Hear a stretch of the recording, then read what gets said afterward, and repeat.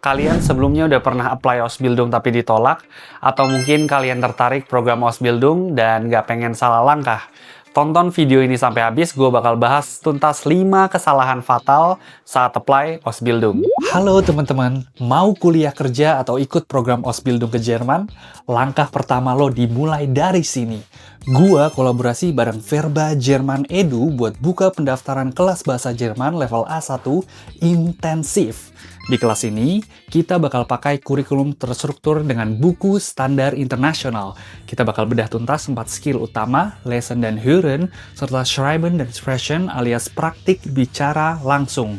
Jadi lo nggak cuma hafal teori, tapi benar-benar bisa pakai bahasanya. Catat jadwalnya ya, kita bakal ada 30 pertemuan intensif setiap Senin sampai Jumat jam 1 siang waktu Indonesia Barat. Kelasnya eksklusif banget, cuma buat 3-8 orang biar belajarnya makin fokus. Harganya cuma 2 juta rupiah untuk seluruh pertemuan. Nah, ini yang nggak bakal lo dapetin di tempat lain nih. Akses konsultasi tanpa batas. Lo bisa tanya apapun, kapanpun lewat WhatsApp dan gua ada di sana buat jawab langsung. Selain itu, lo bakal dapetin insider info seputar regulasi visa dan program Jerman terbaru. Jadi lo nggak cuma pinter bahasanya, tapi juga siap berangkat dengan info paling akurat. Siapa cepat, dia yang berangkat. Jangan lewatkan kesempatan ini, cek detail lengkapnya di link di deskripsi ya. Oh iya, khusus buat lo, ada trial kelas gratis di tanggal 24 dan 31 Januari. Slotnya terbatas, jadi buruan daftar. Nah, saatnya wujudkan rencana ke Jerman bareng-bareng ya. Sampai bertemu di kelas nanti. Bis bald, ciao!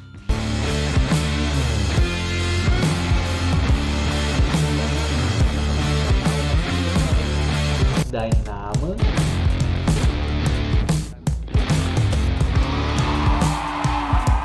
Halo, wie geht's dir? Nama gue Damario, gue sekarang bekerja full-time di Jerman sebagai data analis.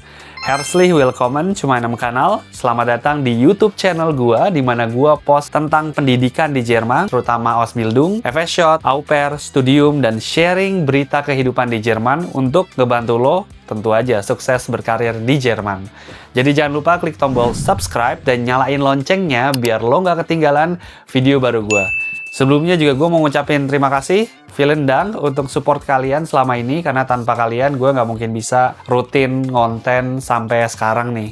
Seperti biasa, sumber berita dan timestamps ada di kolom deskripsi, karena gue tentu aja value waktu lo dan lo tahu apa yang akan gue bahas di video ini. Oke, sebelumnya sedikit disclaimer ya, jadi video ini bertujuan untuk edukasi teman-teman di Indonesia ataupun di Jerman yang ingin apply Ausbildung. Jadi data yang gue tampilkan mungkin sedikit berbeda dengan realitas sekarang, tergantung kapan kalian nonton video ini. Oke, langsung aja gue mulai ya. Jadi kesalahan pertama adalah dokumen tidak sesuai dengan standar Jerman. Jadi di Jerman ini kerapian dan struktur dokumen adalah cerminan dari kedisiplinan dan profesionalisme tentunya pelamar. Banyak pelamar internasional yang gagal karena ngirimin berkas yang dianggap berantakan menurut standar Jerman. Standar DIN 5008 bukan sekedar saran, melainkan aturan nggak tertulis dalam surat menyurat bisnis. Biasanya pelamar seringkali mengirimkan CV yang terlalu deskriptif, atau pakai jasa desain grafis yang terlalu berlebihan nih. Di Jerman yang diinginkan adalah tabellarischer Lebenslauf. Jika lo nggak mencantumin informasi kontak di bagian atas secara jelas atau nggak nyertain tempat atau tanggal lahir lo, HRD mungkin akan langsung ngebuang lamaran lo. Jadi selain itu juga banyak pelamar yang lupa tanda tangan manual pada Lebenslauf dan Anschreiben. Di Jerman, tanda tangan adalah bukti validitas informasi yang lo kasih. Dokumen yang nggak standar inilah yang memberikan kesan bahwa lo nggak melakukan riset tentang budaya kerja di Jerman nih, teman-teman. Perusahaan bakal mikir kalau lo ngikutin standar dokumen aja nggak bisa, gimana dia ngikutin prosedur kerja yang ketat di perusahaan kami, gitu. Solusinya ya pastiin foto profil lo adalah foto profesional atau bewerbungsfoto yang diambil di studio, bukan foto selfie atau foto kasual yang diambil dari HP. Dan pastiin juga urutan dokumennya tuh bener nih teman-teman. Pertama, surat lamaran atau Anschreiben itu paling depan. Kedua, diikuti oleh CV atau Lebenslauf, lalu sertifikat bahasa, dan yang terakhir ijazah yang sudah diterjemahkan. Penggunaan font juga harus konsisten nih, biasanya menggunakan Arial atau Helvetica ukuran 10-12 sih agar mudah dibaca. Oke, gua masuk ke kesalahan kedua adalah kemampuan bahasa Jerman yang tidak mencukupi. Bahasa Jerman itu ibaratnya napas dari program Ausbildung. Banyak pelamar berpikir kayak sertifikat B1 aja udah cukup untuk memulai hidup di Jerman.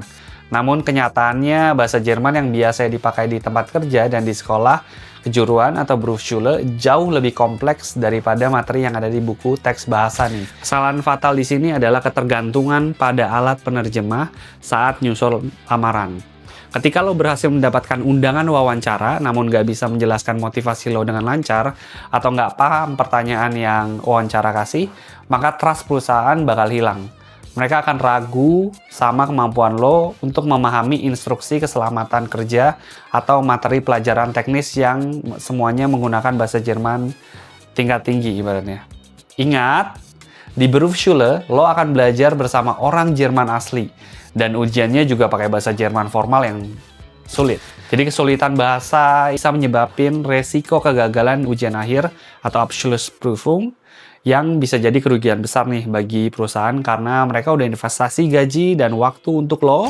Terus solusinya apa bang? Jadi solusinya tuh jangan berhenti belajar setelah mendapatkan sertifikat walaupun kalian udah punya sertifikat. Fokus pada Fachsprache, bahasa Jerman teknis sesuai bidang yang lo pilih. Misalnya jika lo pilih bidang keperawatan atau Pflegefachmann, pelajari istilah-istilah medis, latihan simulasi wawancara dengan penutur asli atau melalui platform bahasa untuk membiasakan telinga lo dengan dialek dan kecepatan bicara orang Jerman. Kesalahan berikutnya adalah mengirim lamaran copy paste atau massal. Perusahaan di Jerman cari orang yang memiliki koneksi dengan nilai-nilai mereka. Biasanya mereka sangat bangga dengan perusahaan dengan sejarah dan kontribusi perusahaan dalam ekonomi lokal. Ngirim surat lamaran yang sifatnya umum adalah cara paling cepat untuk lo ditolak. Banyak pelamar membuat satu Anschreiben yang bagus, terus hanya ngubah nama, perusahaan di bagian atas, dan ngirim ke 50-100 perusahaan yang berbeda. HRD di Jerman di sini sangat jeli ya teman-teman untuk lihat ini. Jika surat lo nggak nyebutin alasan lo milih perusahaan khusus tersebut, maka lamaran lo bakal terasa hambar dan nggak genuine.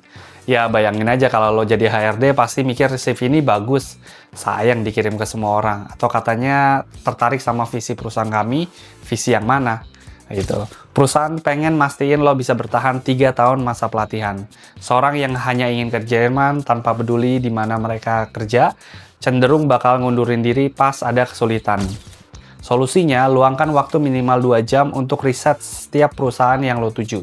Buka situs webnya, baca bagian Über uns atau tentang kami, dan cari tahu apa yang mereka banggakan. Semakin spesifik lo ngebahas soal value perusahaan, ini bisa nunjukin keseriusan lo.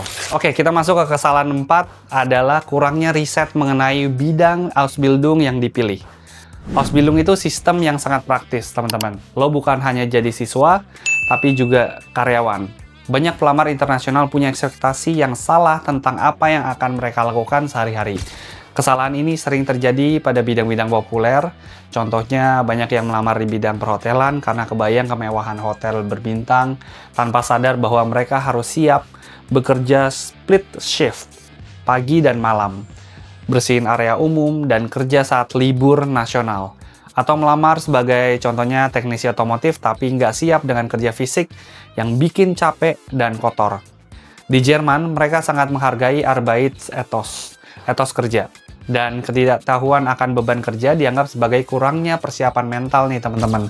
Kalau lo terlihat kaget saat dijelaskan mengenai deskripsi pekerjaan di sesi wawancara, lo bakal dianggap nggak dewasa dalam mengambil keputusan karir. Solusinya, cari video atau artikel mengenai Alltag als Auszubildender, keseharian sebagai siswa magang di bidang yang lo incer di YouTube contohnya. Di sana banyak siswa yang magang curhat suka duka mereka. Jangan cuma dengerin orang curhat di TikTok soal pelakor, masalah hidup artis, atau drama influencer. Intinya, dengan tahu sisi sulit dari pekerjaan tersebut, lo justru bakal terlihat sebagai kandidat yang kuat, jujur, dan punya ketahanan mental yang baik.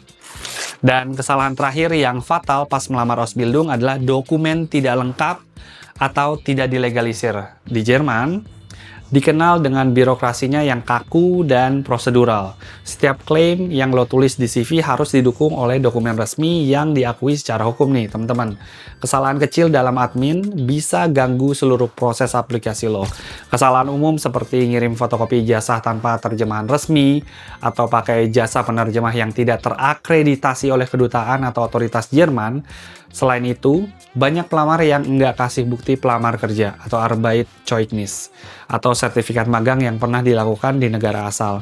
Di Jerman, referensi kerja krusial banget nih teman-teman. Kalau lo pernah kerja atau magang tapi nggak kasih surat referensi yang ngejelasin tugas dan kinerja lo, maka pengalaman lo tersebut dianggap nggak ada. Dokumen yang nggak lengkap juga bikin lo kelihatan kurang teliti, unordentlich, dalam dunia profesional Jerman. Ketidaktelitian adalah sifat yang sangat dihindari, terutama dalam bidang medis, teknis, atau administrasi. Solusinya, buatlah daftar periksa atau checklist dokumen. Pastikan semua ijazah sudah dilegalisir oleh sekolah atau notaris, kemudian diterjemahkan oleh penerjemah tersumpah. Jika lo punya sertifikat prestasi di bidang olahraga atau organisasi, lampirkan juga sebagai bukti soft skill. Jangan lupa untuk nyatuin semua dokumen dalam satu file PDF dengan ukuran yang tidak terlalu besar, maksimal 5-10 MB sih kayaknya, agar mudah dibuka oleh sistem email perusahaan. Jadi kesimpulannya yang bisa kita ambil dari sini itu adalah bahwa kesuksesan pendaftaran Ausbildung bukan hanya tentang seberapa pinter lo secara akademis, melainkan seberapa matang persiapan dan adaptasi lo terhadap standar profesional di Jerman. Setiap kesalahan yang gue sebutin barusan sebenarnya dapat lo hindarin dengan manajemen waktu yang baik dan ketelitian dalam melakukan riset nih teman-teman. Mengingat persaingan yang semakin kompetitif, lo nggak bisa lagi hanya mengandalkan keberuntungan atau dokumen seadanya. Lo harus bisa proof kalau lo adalah kandidat yang proaktif, mampu berkomunikasi dengan baik, dan memiliki integritas dokumen yang tidak diragukan. Ingat, bahwa setiap lembar dokumen yang lo kirim adalah representasi diri lo di hadapan pemberi kerja Jerman yang sangat menghargai efisiensi dan kejujuran. Dengan memperbaiki 5 poin fatal tersebut, peluang lo untuk dapat kontrak Ausbildung dan visa kerja akan meningkat secara signifikan. Jangan pernah ragu untuk minta bantuan mentor atau ahli bahasa guna memastikan bahwa setiap kalimat dalam lamaran lo sudah bisa dianggap sebagai profil kandidat yang ideal yang dicari oleh perusahaan Jerman terutama. Kalau lo masih nonton video ini dan belum subscribe, boleh dong subscribe YouTube channel gue dan nyalakan lonceng notifikasi supaya lo nggak ketinggalan video gue selanjutnya. Tulis juga di kolom komentar kalau lo ingin request tema-tema tertentu seputar Jerman, pendidikan di Jerman, atau sekedar say hi, boleh.